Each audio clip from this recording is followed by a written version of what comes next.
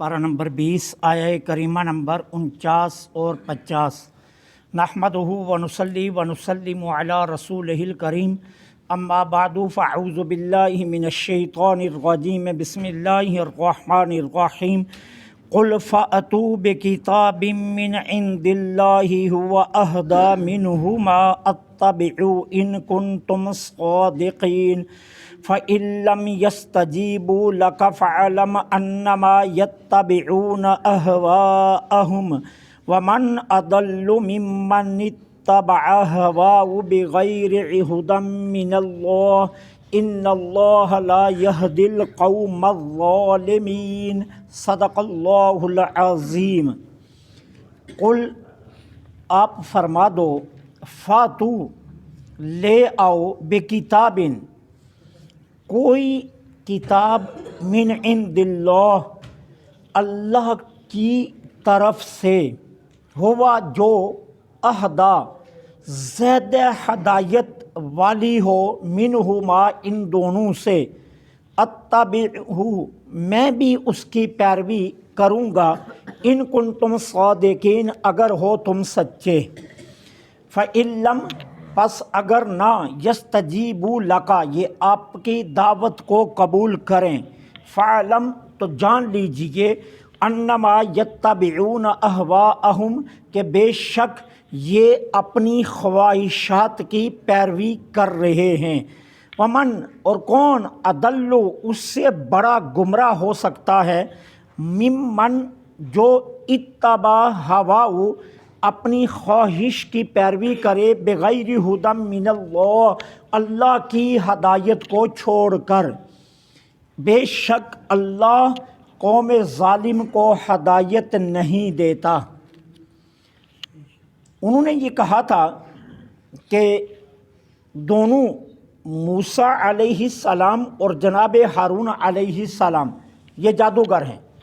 या ये कहा था कि किताब तौरात और किताब कुरान ये कोई हदायत वाली किताबें नहीं हैं, बल्कि ये तो एक जादू है जो एक दूसरे की मदद कर रहा है। अब अल्लाह जल्ला सुब्हानहु व तआला ने कुरैश मक्का को भी और यहूद को भी चैलेंज किया। अब अल्लाह चैलेंज क्या फरमा रहे हैं?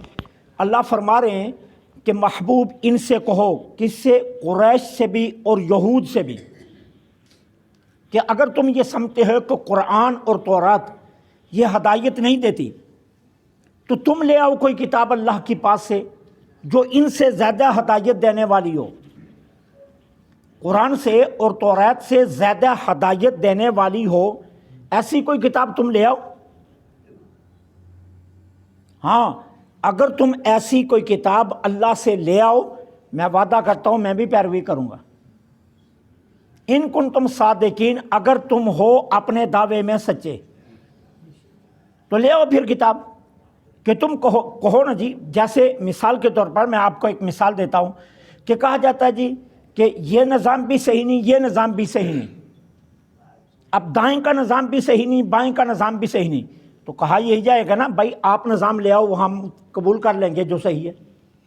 अब तुम कहते हो कि कुरान भी किताब हदायत नहीं, तौरात भी किताब हदायत नहीं है, तो फिर तुम ले आओ अल्लाह के पास से कोई किताब जो इन दोनों से ज़्यादा हदायत देने वाली हो, तो मैं भी पैरवी करूँगा तुम्हारी अगर तुम सच्चे हो।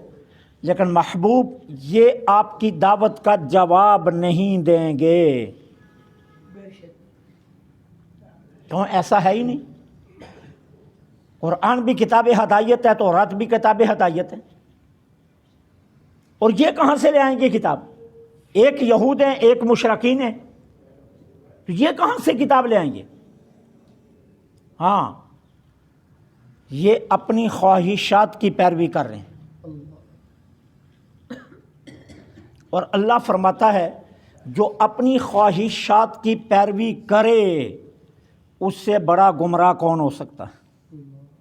अल्लाह की हदायत को छोड़कर अपनी ख्वाहिशात की पैरवी करे तो उससे बड़ा गुमराह कौन हो सकता है? उससे बड़ा गुमराह कोई नहीं हो सकता। अब इसको हम अपनी सारी ज़िंदगी पर अगर इस आया को चिस्पा करें तो हमें पता चल जाएगा हम कहाँ खड़े।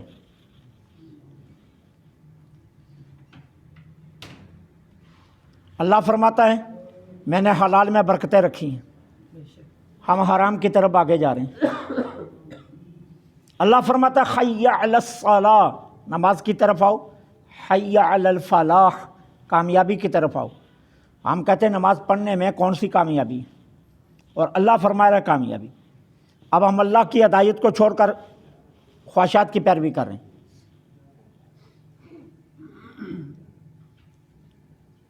ٹھیک ہے، خواہشات کی پیروی کر رہے ہیں۔ ہر نماز سے پہلے اعلان ہوتا ہے اپنے موبائل بند کر لو، پھر نماز میں موبائل بج رہے ہوتے ہیں، اور کہا کیا جاتا ہے وہ جی مولوی تو ویسے روٹین کا اعلان کرتے ہیں۔ اس کا مطلب یہ ہے کہ ہم اپنی خواہش کی پیروی کر رہے ہیں۔ کہا جاتا ہے مسجد میں دنیاوی باتیں اونچی مت کرو بلکہ سرے سے ہی نہ کرو۔ نماز کے بعد ہمارے یہاں شور ایسے برپا ہوتا ہے جیسے کوئی پتہ نہیں جنگ شروع ہو گئی ہے۔ ہم اپنی خواہشات کی پیروی کرتے ہیں اور کہتے ہیں جی یہ تو کوئی مسئلے نہیں ہے جو یہ بتا رہے ہیں۔ کوئی وضو ٹیڑھا کر رہا ہے اسے کہا جائے بھائی آپ وضو غلط کر رہے ہیں، آپ کو بہت پتہ ہے جی، ہمیں بھی پتہ ہے، ہم بھی مسلمان ہیں۔ اس کا مطلب یہ ہے کہ ہم اپنی خواہشات کی پیروی کریں، یعنی جہاں جہاں ہم چاہیں اس کو ہم اس آیت کو لاگو کریں تو یہی ہے۔ اب مکہ والے کیا کہتے تھے؟ اللہ کے رسول فرماتے ہیں اللہ ایک ہے، وہ کہتے نہیں جی یہ 313 بھی اللہ ہی ہیں جو ہم نے رکھے ہیں۔ اپنی خواہشات، اچھا یہ بھائی حرام نہ کھاؤ، نہیں جی حرام کے بغیر گزارا ہی نہیں ہے، بھائی یہ کام نہ کرو جی اس کے بغیر ہمارا گزارا نہیں ہے۔ خواہشات کی پیروی ہم ہر سطح پر کرتے ہیں ہدایت کو چھوڑ کر۔ اور اسلام نام کس کا ہے؟ اسلام نام ہی اس حقیقت کا ہے کہ اپنی خواہشات کو اللہ کے احکامات کے آگے سر نڈر کر دینا۔ اسلام اور کس کا نام ہے؟ اسلام اسی کا نام ہے نا۔ جب آپ نے اپنا نام مسلم رکھا تو مسلم کا معنی کیا ہے؟ ماننے والا۔ نام رکھا ہے ماننے والا، اور کام کیا نہیں مانتے، تو اللہ فرماتا ہے اس سے بڑا گمراہ کوئی نہیں ہو سکتا جو اللہ کی ہدایت کو چھوڑ کر خواہشات کی پیروی کرے۔ ہم ہر سٹیج پر خواہشات کی پیروی کرتے ہیں، اور یہی حال قریش مکہ تک کا تھا، یہی یہود و نصارہ کا تھا۔ یہود بھی یہی کام کرتے تھے اور ان کی تباہی کا سبب یہی بنا کہ انبیاء کے احکامات کے بجائے وہ اپنی خواہشات کو ترجیح دیتے تھے، اور نصارہ بھی یہی کام کرتے تھے، مشرکین مکہ بھی یہی کام کرتے تھے۔ اور آج ہم نے اپنے آپ کو یہاں لا کھڑا کیا ہے کہ آج وہی کام ہم بھی کر رہے ہیں۔ اسلام جن کاموں سے روکتا ہے ہم کہتے نہیں یہ تو نہیں ہم رک سکتے، ہم وہی کریں گے جو ہمارا من چاہے گا، جو ہماری مرضی ہوگی ہم وہ کریں گے، اور سرے ہم کہتے ہیں ہم اپنی مرضی سے جو ہمارا مرضی ہوگا وہ کریں گے۔ تو اللہ فرماتا ہے اس سے بڑا گمراہ کوئی نہیں ہو سکتا جو اللہ کی ہدایت کو چھوڑ کر خواہشات کی پیروی کرے۔ اور اللہ فرماتا ہے جو خواہشات کی پیروی کرتا ہے وہی ظالم ہوتا ہے۔ کیوں؟ خواہشات انسان کو ظالم بنا دیتی۔ میں نے پہلے بھی کئی مرتبہ یہ مثال دی ہے۔ اب اتنے بڑے ہاتھی کو شیر کیوں مارتا ہے؟ خواہشات کے لیے، حالانکہ اس نے پورا کھانا تو نہیں ہوتا نا، کھانا تو اس نے 2-4 کلو ہوتا ہے، لیکن اتنے منوں کے حساب سے ہاتھی کو مار دیتا ہے خواہشات کے لیے۔ من نہیں بھر رہا اس کا، لہذا وہ اس کو مار دیتا ہے، اسی لیے وہ ظالم گردانا جاتا ہے۔ اب جب ہم بھی اپنی خواہشات کی خاطر اب ایک پیٹ بھرنے کے لیے انسان بہت زیادہ بھی کھانے والا بن جائے تو اس کے لیے میں کہتا ہوں 3 روٹیاں بہت ہیں، ایک صبح، ایک دوپہر، ایک شام۔ اس سے زیادہ کتنا کھا لے گا؟ بڑی مشکل سے یہ کھایا جاتا ہے۔ ٹھیک ہے، اب اگر میں کہتا ہوں 60 سال کی زندگی گن لی جائے ایک مثال کے طور پر، اچھا 20 سال اس نے باپ کی پرورش میں گزار دی، اب 20 سال کے بعد خود بادشاہ روزگار ہوا، 20 وہ نکل گئے، پیچھے 40 رہے۔ اب 40 سالوں میں 365 دن ہوتے ہیں ایک سال میں، 40 کو 365 پر ضرب دے لو، جتنے دن بنے اتنی 3 سے ضرب دے لو، جتنی روٹیاں بنے اتنی گندم گٹھی کر لو اور وہاں سٹاپ کر جاؤ، لیکن ہم سٹاپ نہیں کرتے۔ ارب آ گیا ہم اگلے ارب کی فکر کرتے ہیں، کروڑ آ گیا ہم اگلے کروڑ کی فکر کرتے ہیں، لاکھ آ گیا ہم اگلے لاکھ کی فکر کرتے ہیں۔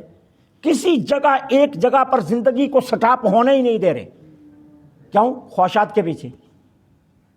اور خواہشات کے پیچھے لگ کر ہم اتنے بڑے ظالم بن جاتے ہیں، اتنے بڑے ظالم بن جاتے ہیں کہ پھر ہم دوسروں کے حقوق چھیننا شروع کر لیتے ہیں. جہاں کہیں سے جو کچھ ملتا ہے بغیر سوچے سمجھے ہم اس کو اکٹھا کرنا شروع کر لیتے ہیں. پھر ہم دیکھتے نہیں یہ کہاں سے آیا کہاں سے نہیں آیا. بادشاہ وقت حضرت ابوالحسن خرقانی رضی اللہ تعالیٰ عنہ کی بارگاہ میں آیا اور 3 تھیلے اشرفیوں کے بھر کر لایا. حضور میں آپ کی خدمت میں نذرانہ پیش کرنا چاہتا ہوں. آپ نے تھیلے رکھ لیے. آپ نے فرمایا ٹھیک ہے. آپ نے خادم کو حکم دیا جو کھانا میں کھاتا ہوں وہ لے آؤ.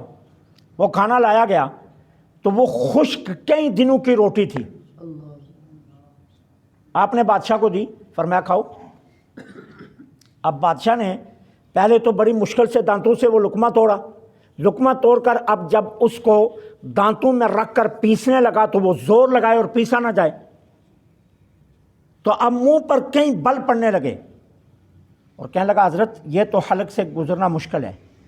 فرمایا جس طرح تیرے حلق میں یہ اٹک جائے گا نا، اس طرح یہ 3 بورے ہمارے حلق میں بھی اٹک جائیں گے. ہمیں ان کی ضرورت نہیں ہے.